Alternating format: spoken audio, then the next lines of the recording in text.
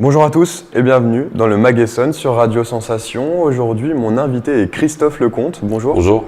Vous êtes le secrétaire général de l'Union départementale Force ouvrière dans le département de l'Essonne.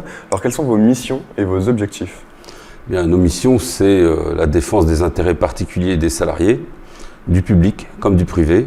C'est aussi de les représenter dans différentes administrations et dans différents conseils comme à la sécurité sociale, Pôle emploi, mais aussi les défendre auprès des prud'hommes et aussi en tant que conseiller du salarié dans les entreprises où il n'y a pas de représentants. Et c'est aussi de s'implanter dans les entreprises pour que nous soyons représentés au sein des instances qui représentent le personnel, le CSE, mais aussi dans les instances dans la fonction publique.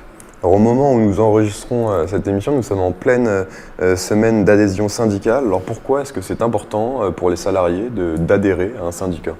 Déjà, on mène une campagne pour faire connaître ce que c'est qu'un syndicat. Et le syndicat, c'est mon quotidien. C'est-à-dire qu'au final, tous les salariés bénéficient du travail du syndicat tous les jours. C'est-à-dire que la sécurité sociale, elle n'est pas tombée du ciel.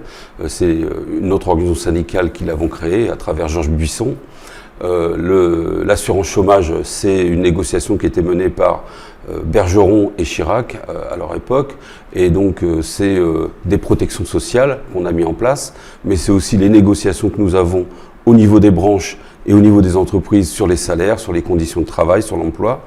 Donc on a une action qui se voit au quotidien pour les salariés. Il est important que les salariés prennent part dans les syndicats, c'est-à-dire qu'ils doivent donner leur opinion au sein du syndicat pour qu'on puisse définir des orientations que l'on va défendre dans les branches, dans les entreprises, et pour faire vivre l'organisation syndicale, puisqu'on ne doit pas être détaché du terrain, quoi. Donc c'est notre objectif. Alors, le mois de janvier a été marqué par des manifestations contre le protocole sanitaire imposé dans les écoles, collèges et lycées. Quel retour est-ce que vous avez eu des établissements scolaires dans le département ?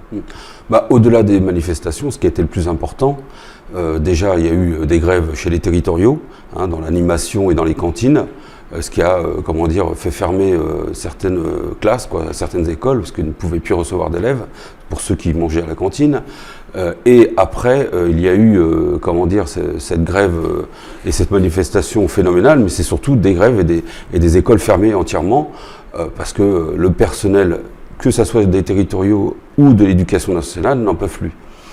Dans certaines écoles, certains ont un protocole qui est issu de la direction leur direction, c'est-à-dire la mairie, et d'autres ont des protocoles qui sont des fois contradictoires, qui sont issus de l'éducation nationale. Des protocoles, parce que ça change tous les 5 minutes. Donc en fait, ils n'en peuvent plus. Ça fait quand même 2 ans qu'on subit toutes ces...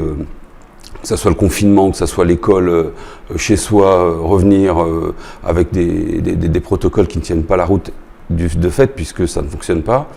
Là, il y a un ras-le-bol général, et au-delà de ras-le-bol par rapport au virus, il y a aussi tous les problèmes d'effectifs, puisqu'ils sont en sous-effectifs de partout, que ce soit dans l'enseignement et aussi chez les territoriaux. Et donc on a aussi des remises en cause d'accords, on a des remises en cause de représentation du personnel. Donc on est en train de faire monter la cocotte, là, ça va évidemment exploser, quoi. Ce que vous dénoncez, c'est la surcharge du protocole sanitaire. C'est le protocole sanitaire en lui-même ou c'est plutôt l'organisation qu'il y a tout autour ? De toute façon, les protocoles modifient l'organisation du travail. Mais suivant le protocole, quand on essaye de dire qu'il faut organiser les choses pour mettre les enfants à tel endroit ou tel endroit pour éviter des contacts, ils les ont eu au préalable quand ils prennent les transports en commun, mais les ont quand ils vont à la cantine, ils ont d'autres règles quand ils sont en classe, ils ont d'autres règles quand ils sont dans la cour de récré, donc ça tient pas la route, et donc évidemment le virus se transmet.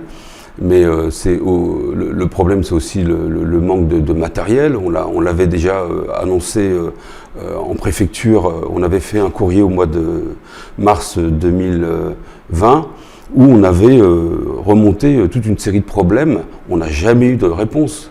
alors que c'était des problèmes dans l'hôpital public, dans l'école, dans l'action sociale, mais aussi dans les transports en commun. On n'a jamais eu de réponse de leur part. On a aussi porté ce courrier auprès de la directe. Il n'y a pas eu de prise en compte de cela, et on en est là, quoi. Un gros dossier nous attend après l'élection présidentielle de 2022, c'est celui de la réforme des retraites. Alors 2 candidats défendent le retour à la retraite à 60 ans avec 40 annuités, telle qu'on la connaissait avant la réforme de 2010, Jean-Luc Mélenchon et Marine Le Pen. À droite, on envisage d'augmenter l'âge légal de 64 ou 65 ans.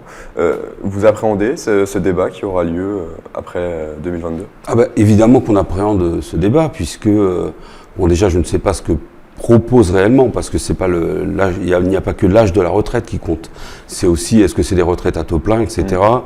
Certains nous ont fait miroiter des départs le plus tôt possible, mais sauf qu'il y avait des décotes qui étaient, on ne pouvait pas vivre avec de telles décotes.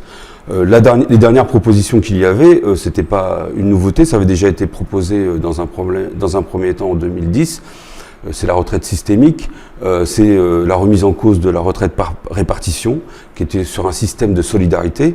Et là, ce qu'on veut nous emmener, c'est sur des retraites individuelles, et chacun pour soi, avec des décotes qui étaient énormes, en particulier pour les femmes, quoi. Parce que c'était les premières victimes.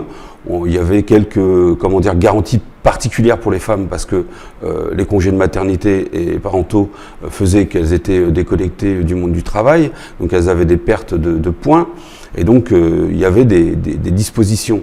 Ils voulaient les remettre en cause. Donc ça, on y est véritablement opposé, parce qu'on est attaché à des systèmes de solidarité, et on se bagarrera pour la retraite à 60 ans. Et nous, notre objectif, c'est les 37,5, parce qu'on a des secteurs d'activité où les gens meurent juste avant de partir en retraite ou juste après. Je ne vois pas pourquoi on va donner toutes nos vies au travail, et derrière, on n'en profite pas, quoi. Ça promet donc de longs débats pour 2022. Le 17 novembre dernier, le tribunal de commerce d'Évry-Courcouronnes a décidé la mise en liquidation de l'entreprise Bergams, spécialisée dans le snacking ultra frais à Grigny. C'était le premier employeur privé de la commune. Un dossier que Force ouvrière a suivi du début jusqu'à la fin. La situation financière de l'entreprise s'était fortement dégradée avec la crise sanitaire. Elle comptait 283 salariés. Une grève avait été lancée depuis septembre pour dénoncer un accord collectif défavorable aux salariés. Alors comment est-ce qu'on a pu arriver à une telle situation ? Par le problème d'écoute. Quand l'entreprise Bergam a proposé 2 accords, dans un premier temps un accord qu'on était prêt à signer, c'était un accord sur le chômage partiel. Mais dans cet accord, il était écrit qu'il y avait une annexe. Il n'y avait pas l'annexe. Donc j'ai dit, attention là, vous ne pouvez pas signer un chèque en blanc. En fait, l'annexe était un APC, un accord de compétitivité, là, qui prévoyait une baisse de la rémunération et une augmentation du temps de travail, ce qui va à contre-courant de l'histoire ouvrière dans notre pays. Si on regarde uniquement Bergams pour Bergams, on ne comprend pas la situation. Bergams fait partie d'un groupe, Norac, donc de M. Caron, qui est un très gros groupe, qui utilisait Bergam pour faire la logistique d'une autre entreprise et qui est, qui fondu dans un groupe. Donc il y a des économies d'échelle, etc. Le groupe faisait payer un loyer à Bergam. Donc il y a tout un montage financier qui fait qu'on ne peut pas apprécier les choses que sur Bergam. Et quand l'application de cet accord a été fait, il y a beaucoup de salariés qui se sont vus entre 300 jusqu'à 1000 euros de perte de salaire, puisqu'ils faisaient les dimanches, la nuit, etc., etc. Donc c'était insupportable. Insupportable économiquement pour eux. L'entreprise n'était pas au même niveau de perte. Les salariés en ont eu marre, ils se sont mis en grève, et ils ont demandé la renégociation de cet accord ou l'arrêt complet de cet accord, ce qui n'a pas été obtenu. Je pense que l'entreprise chercher à fermer, tout simplement, puisqu'il n'y a jamais eu de réponse. Ça n'a pas été très sérieux leur défense auprès des tribunaux, donc ils avaient sûrement une volonté, puisque de toute façon, les activités ont été transférées rapidement dans d'autres entreprises du groupe Norac. Aujourd'hui, on n'a pas de nom de repreneur, des bruits courts, qu'il y aurait 2 repreneurs, mais on n'a pas du tout le nom. Donc les salariés attendent, certains ont retrouvé du travail, mais en tout cas c'est un beau gâchis, et un gâchis qui a été organisé par une entreprise qui a profité de toutes les aides de l'État, qui a profité d'avoir le chômage partiel, d'augmenter le temps de travail à certains moments en même temps que le chômage partiel, donc c'est quand même pas mal, Christophe Lecomte. plus des intérimaires. Donc il y a quand même pas mal de contradictions. On suivra le dossier. Merci Christophe Lecomte d'avoir été avec nous et vous pouvez retrouver cette émission en podcast audio ou vidéo sur notre site ou sur notre application Radio Sensation.